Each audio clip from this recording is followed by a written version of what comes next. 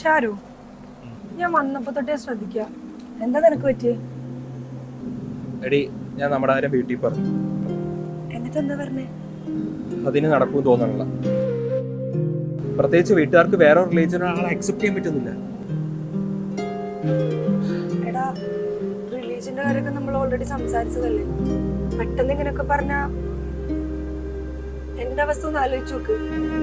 അത് നീ എന്റെ അവസ്ഥ എന്താന്ന് ആലോചിക്ക്. വീട്ടുകാർ എന്റെ അടുത്ത് പുറത്തുപോയി വർക്ക് ചെയ്യുന്ന പറയുമ്പോ ആ പ്രഷർ, അതിന്റെ ഇടയ്ക്ക് നിന്റെ പ്രശ്നം കൂടെ എനിക്ക് താങ്ങാൻ വയ്യ.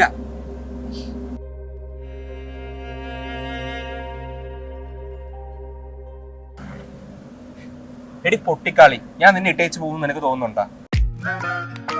പിന്നെ നീ ആരൊക്കെ എന്തൊക്കെ പറഞ്ഞാലും ഞാൻ നിന്നെ കൊണ്ടേ പോകും. എന്നെ ഇവിടെ കൊണ്ടോ? സോറി സോറി സോറി, പറയാൻ പറ്റും. സോറി.